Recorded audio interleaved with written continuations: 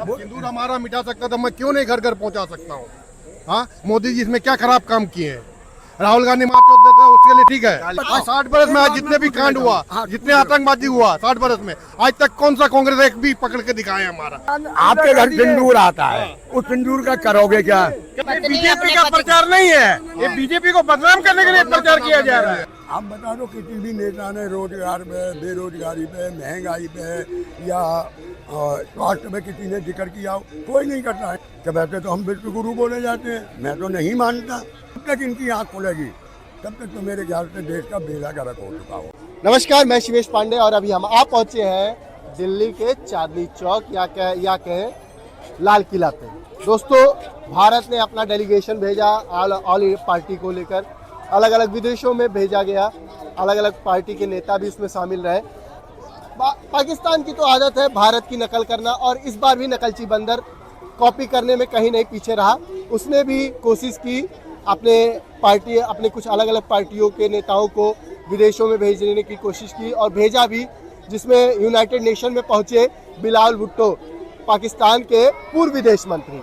उन्होंने जाके तो खूब तालियां बटोरने की कोशिश की, लेकिन वहीं एक गलती कर बैठे, भारत के खिलाफ बोलकर, भारत के खिलाफ ये बात बोल दी, भारत मुसलमानों को शैतान मानता है। अब ये बात में कितना दम है ये तो हमें कहीं से कुछ नहीं लगता, लेकिन जनता की क्या प्रतिक्रिया होती है, क्या उसकी पॉइंट ऑफ व्यू है, क्या उसकी सोच है, आइए उनसे जानते हैं। हमारे साथ सज्जन मौजूद है, आइए उनसे जानते हैं। सर, बिलावल भुट्टो पाकिस्तान के पूर्व विदेश मंत्री रह चुके हैं। वो यूनाइटेड नेशन जाते हैं, वहाँ पर बड़े प्रेस कॉन्फ्रेंस में वो बोल देते हैं कि भारत मुसलमानों को शैतान मानता है। इस बात में कितना दम आपको लगता है? देखो भाई, जब ऐसा है, हमारे देश के अंदर सन 2014 के बाद एक राजनीति में बहुत बड़ा बदलाव आया, और जब मोदी जी चुनाव लड़े पहली बार इसका लोकसभा का, तो मुझे लगा था कि अब भाई देश में बदलाव होगा, एक अच्छा लीडर आएगा और वो देश के लिए तरक्की करेगा, देश आगे बढ़ेगा।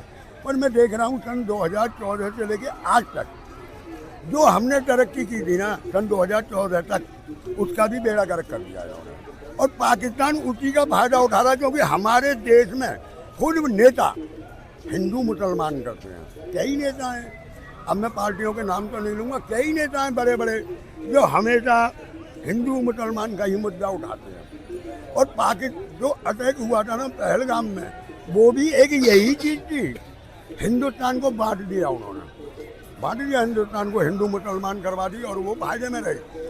अब वो जाके जहर तो उन्होंने उगलना है, पाकिस्तान का काम है जहर उगलना और उग्रवाद फैलाना। वो तो कहेगा कि भाई मुसलमानों की शैतान समझते हैं हिंदुस्तान में, ऐसा कुछ नहीं है। कुछ चंद लोग हैं जो इस चीज़ का फायदा उठा रहे हैं। अगर बीजेपी हमारी आज हिंदू मुसलमान मंदिर मस्जिद और ये सब जोड़ देना, तरक्की की बात करें, तो मेरे ख्याल से सत्ते में आना बहुत मुश्किल है, क्योंकि इसी के बस पे ये आज तक जीते आए और इसी पे जी रहे हैं। आज तक कोई भी, आप भी पत्रकार हैं, मेरे ज़्यादा घूमते हो, आप बता दो किसी भी नेता ने रोजगार पे, बेरोजगारी पे, महंगाई पे या स्वास्थ्य में किसी ने जिक्र किया हो? कोई नहीं करता है इनमें से, क्योंकि उन्हें मालूम है कि जब तक हमारे चाहने वाले जो धर्म की चटनी चाट के बैठे हैं, तो हम ऐसे ही राज करते रहेंगे, हमें तरक्की करने की कोई ज़रूरत नहीं है। वो तरक्की कर रहे हैं, देश के बेड़े गर्क हो रहा है। आज हमारे हालात हो गए हैं कि वैसे तो हम विश्व गुरु बोले जाते हैं, मैं तो नहीं मानता, पर मोदी जी या उनकी पार्टी कहती है, उनके चेला कहते हैं हम विश्व गुरु बन गए हैं। आपको पता होगा कनाडा में G7 हो रहा है, मोदी जी को निमंत्रण मिला? नहीं मिला। मोदी जी को बुलाना भी मुनासिब नहीं समझा, जबकि सदस्य हैं उसे उस जी सम्मेलन के साथ में, सम्मेलन के, पर नहीं बुलाया उन्हें। तो भाई अगर ऐसे ही डंका बज रहा है तो बहुत बढ़िया है, बजाओ डंका। और लोग बागों को बहुत देर हो जाएगी जब तक लोग बाग समझेंगे ना कि भाई हमने क्या खोया है और क्या पाया है। सन 2014 से और आज 25 हो गई, इसमें क्या पाया और क्या खोया है, जब तक इनकी आँख खुलेगी तब तक तो मेरे ख्याल से देश का बेड़ा गर्क हो चुका होगा। लेकिन जो आप बात बोल रहे हैं कि बीजेपी हिंदू मुस्लिम करती है, वहीं बीजेपी भी एक तरह से जब डेलीगेशन गया हमारे देश का, अलग अलग देशों में, उसमें अशरुद्दीन ओवैसी भी मौजूद रहे और जब ब्रीफिंग हो रही थी कर्नल सोफिया भी मौजूद रही। तो ऐसे में कहाँ लग रहा है कि भारत मुसलमानों के प्रति ऐसा दुश्मनी फैला रहा है या फिर उनको सपोर्ट नहीं कर रहा है? आपको क्या ध्यान हो, इंदिरा गांधी के टाइम में जिनेवा वार्ता हुई थी, पूरे विश्व का सम्मेलन था वो, और इंदिरा गांधी उस टाइम पूर्ण बहुमत पे थी, पूर्ण बहुमत में थी। उन्होंने अपनी पार्टी का आदमी ना भेज के, आपको ध्यान हो या ना हो देख लेना, अटल जी को भेजा था। यही अटल जी ने अपने हिंदुस्तान की बात जिनेवा वार्ता में रखी थी। तो बड़ी अच्छी बात थी, क्योंकि ये होना चाहिए। हमारा देश डेमोक्रेसी है, बोलने का और सवाल पूछने का हक है, सरकार से भी सवाल पूछने का सबका हक है। अगर सरकार सवाल पूछने वाले को पाकिस्तानी बताए, देशद्रोही बताए, तो ये गलत है। अभी क्या हो रहा है, ये चाहते हैं कि एक सर्वदलीय बैठक हो और जवाब सवाल हो, बीजेपी नहीं चाहती। क्यों, क्या वजह है? जबकि ये रूल है कि भाई बुलानी चाहिए मीटिंग, सबके विचार सुनने चाहिए। अभी मैं एक आपको बात बताता हूँ। अब मैं ये नहीं कहता कि भाई वो पाकिस्तान ने गिराए या कैसे गिरे, क्योंकि हमारे जो सेना के प्रवक्ता हैं उनका भी बयान आया है कि टेक्निकली कमी के वजह से हमारे 4 विमान गिर गए।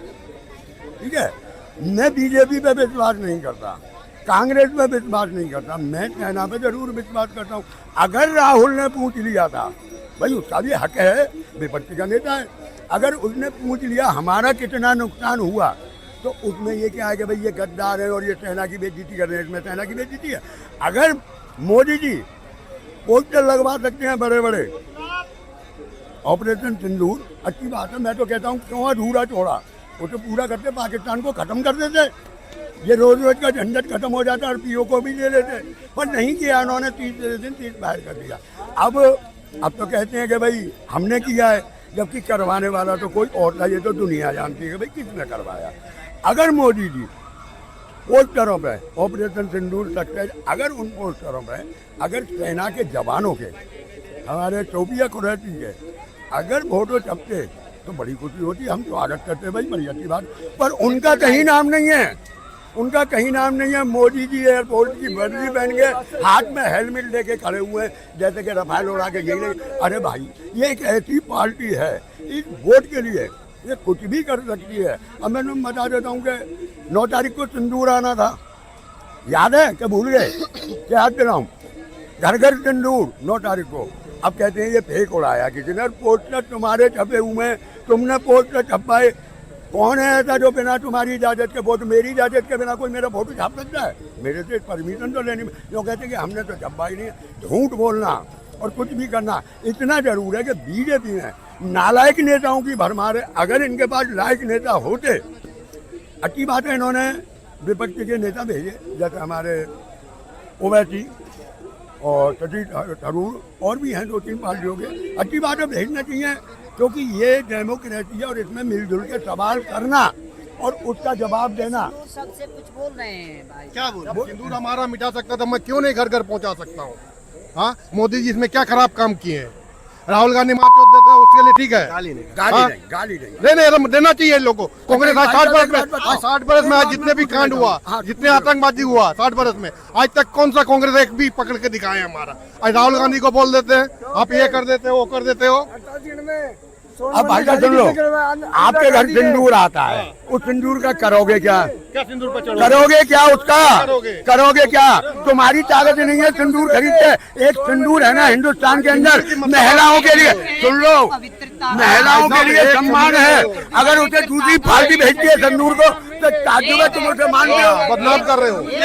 लेकिन हमारा सवाल, एक पत्नी बीजेपी अपने का पति- प्रचार नहीं है, ये बीजेपी को बदनाम करने के लिए प्रचार किया जा रहा है।